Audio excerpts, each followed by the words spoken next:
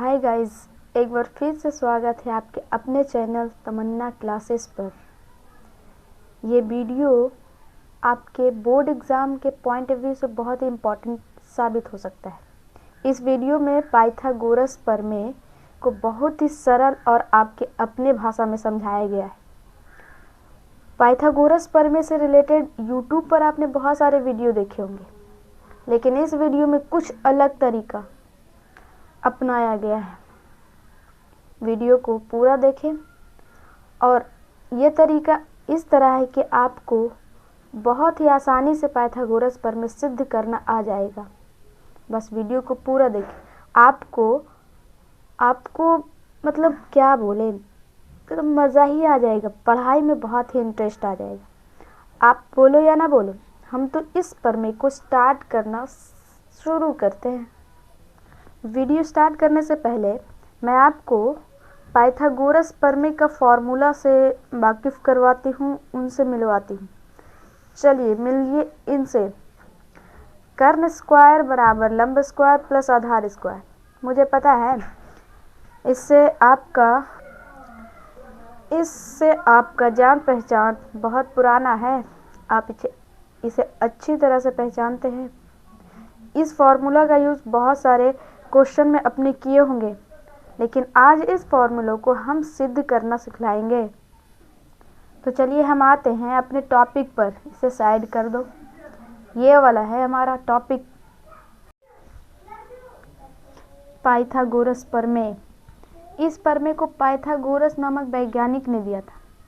Pythagoras जी का कहना, यानी उन्होंने बतलाया कि जो 90 डिग्री के सामने वाली भुजा होती है वो कर्ण होती है, और कर्ण जो होता है बाकी दो भुजाओं की तुलना में बड़ा होता है। मतलब कि कर्ण सबसे बड़ी भुजा होती है एक समकोण त्रिभुज की। मैं इस वीडियो में जैसे लिख रही हूँ, जो भी लिख रही हूँ, सब कुछ आपको सेम लिखना है। पाइथागोरस जी का ये कथन लिखना है। एक समकोण त्रिभुज में कर्ण का वर्ग शेष दो भुजाओं के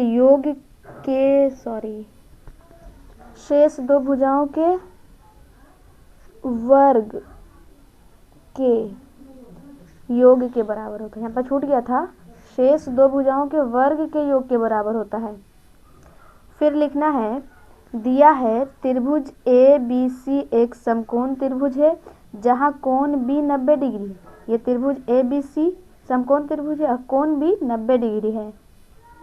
सिद्ध करना है, में लिखना है ए सी स्क्वायर बराबर A B square plus B C square. ये ए सी कर्ण का स्क्वायर बराबर ए बी स्क्वायर और बी सी स्क्वायर, यही तो सिद्ध करना है हमें। तो सिद्ध करना है, इस तरह से हमें लिखना है, फिर उसे घेर देना है। रचना में लिखना है क्या, बी डी लंब ए सी खींचा, यानी कि हमें बी से इस तरह से एक लंब डालना है ए सी पर, इसको डी मान लेना है। मतलब यही ना लिखे, बी डी लंब खींचा किस पर, ए सी पर। तो उल्टा टी का मतलब होता है लंब। वो जो है बी डी जो है ए सी पर लंब है, तो जो लंब है तो ये 90 डिग्री होगा और इधर भी 90 डिग्री होगा ना। ये भी हो गया 90 डिग्री और ये भी हो गया 90 डिग्री। प्रमाण में क्या लिखना है, प्रमाण में लिखना है हमको त्रिभुज ए बी सी तथा त्रिभुज ए बी डी में, मतलब कि त्रिभुज ए बी सी और त्रिभुज ए बी डी को समरूप हमें करना है। किस त्रिभुज को समरूप करना है, हमने यहाँ पर जो नाम लिखा, किस त्रिभुज का नाम लिखा वो आपको दिखाते हैं।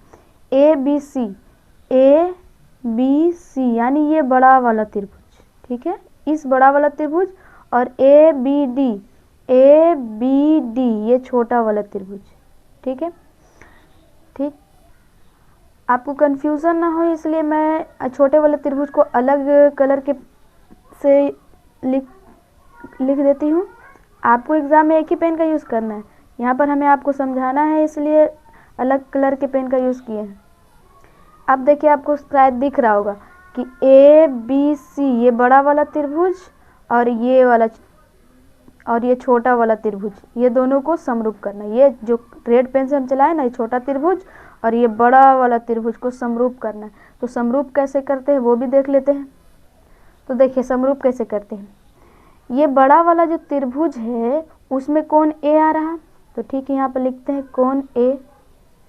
फिर जो ये छोटा वाला त्रिभुज आ रहा है उसमें भी तो कोण ए आ रहा है, तो यहाँ पर ये बराबर हो जाएगा कोण ए। ये कौन सा कोण है? उभयनिष्ठ है, उभयनिष्ठ। ये दोनों बराबर क्यों है? क्योंकि ये जो कोण ए है दोनों त्रिभुज में आ रहा है, तो बराबर ही कोण होंगे। तो उभयनिष्ठ भुजा, उभयनिष्ठ होने के कारण ये कोण जो है बराबर है। अब देखिए ये बड़ा वाला त्रिभुज जो है उसमें कोण बी 90 डिग्री है, तो यहाँ पर लिखते हैं, यहाँ पर हम लिखते हैं कोण बी बराबर छोटा वाला त्रिभुज का कौन सा कोण 90 डिग्री? ये कोण डी। इधर यही त्रिभुज की बात कर रहे हैं ना, तो ये कोण डी जो है 90 डिग्री है, तो कोण डी 90 डिग्री। ये दोनों क्या है? समकोण है। जब दोनों कोण समकोण है तो आपस में तो बराबर होंगे। तो जिस त्रिभुज का दो कोण आपस में बराबर हो तो हम लिख सकते हैं ए समरूपता, रूपता से त्रिभुज ए बी सी समरूप त्रिभुज ए बी डी। ये समरूप का सिंबल होता है, ठीक है। और जब त्रिभुज आपस में समरूप होते हैं तो उनकी भुजाएं आपस में अनुपातिक रूप में बराबर होती हैं। ये अनुपातिक रूप क्या होता है दिखाते हैं। इसे दिखाने के लिए इस त्रिभुज की ज़रूरत होगी, और ये थोड़ा सा ऊपर चला गया। अब इस भाई साहब को नीचे कैसे लाए? इसीलिए मैंने एक रफ त्रिभुज बना लिया है। आपको सिर्फ एक ही त्रिभुज बनाना है। हम वीडियो बना रहे हैं इसलिए वो दिख नहीं रहा है, इसलिए रफ बनाए, ठीक है। इसमें हम आपको दिखाएंगे कि अनुपातिक क्या होता है।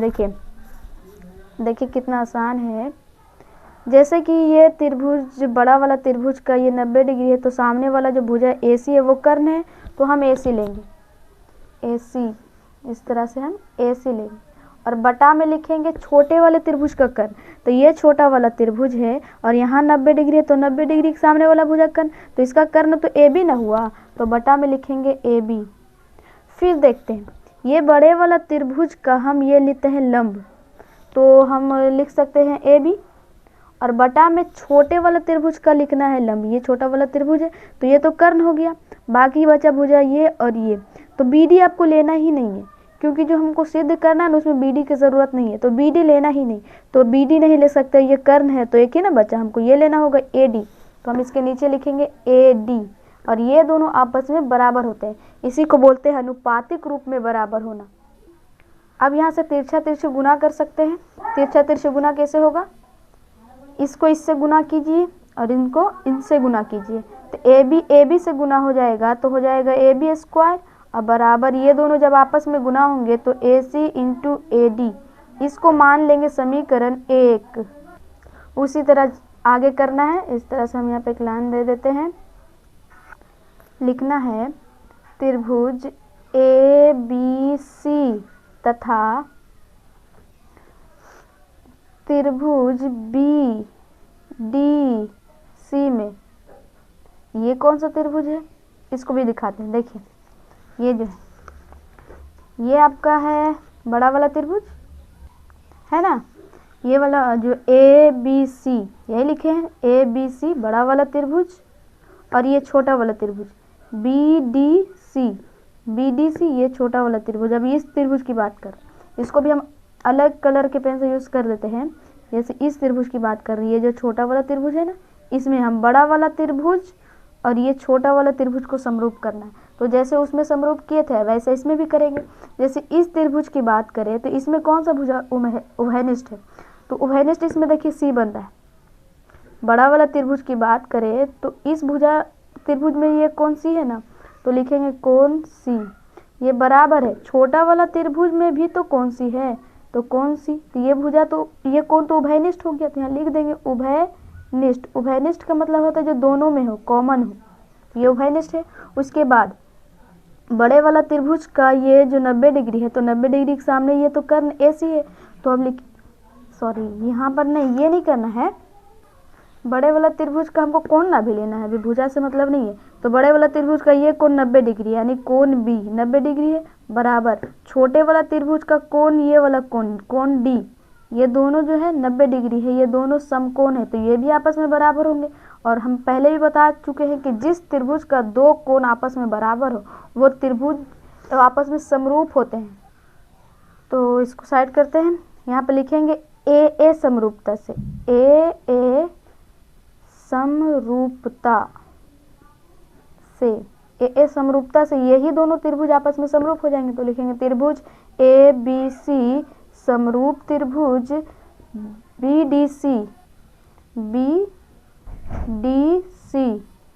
और हमने बतलाया था कि जब दो त्रिभुज समरूप हो तो उनकी भुजाएं आपस में अनुपातिक रूप में बराबर होती है। तो इनको हम फिर से लाते हैं, इन भाई साहब का ज़रूरत बार बार पड़ जाता है। चलिए देखिए, बड़े वाला त्रिभुज में ये 90 डिग्री और 90 डिग्री के सामने वाला भुजा जो होता है वो कर्ण, तो ये AC कर्ण हुआ, तो AC लिखेंगे। बटा में हम छोटे त्रिभुज का भी तो कर्ण लेंगे ना, तो छोटे त्रिभुज में 90 यहाँ बन रहा है, तो इसके सामने वाला ये भुजा कर्ण हो जाएगा, तो हम यहाँ पे लिख देंगे BC। और ये तो बराबर होंगे किसके, जैसे कि ये बड़ा वाला त्रिभुज है, तो इस बड़े वाला त्रिभुज का हम ये BC लेंगे यानी आधार, तो बड़ा वाला त्रिभुज में बोल रहे हैं तो BC लेंगे, आधार ले रहे हैं। तो बटा में हमें छोटे वाला त्रिभुज का आधार ही लेना है, तो छोटे वाला त्रिभुज में तो ये तो कर्ण है, तो कर्ण तो लेना नहीं है, बाकी बचा BD और DC। तो हम बोले थे BD लेना ही नहीं है, तो एक ही बच रहा है ऑप्शन कि हम DC ही लें, तो DC लेंगे।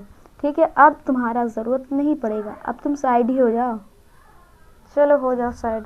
अब क्या करना है देखिए, वही तिरछा गुना, इसको इनसे गुना कीजिए तो हो जाएगा BC स्क्वायर, और ये दोनों जब आपस में गुना होगा तो AC इंटू DC, इनको मानते हैं समीकरण 2। अब क्या करेंगे, समीकरण 1 और 2 को जोड़ेंगे।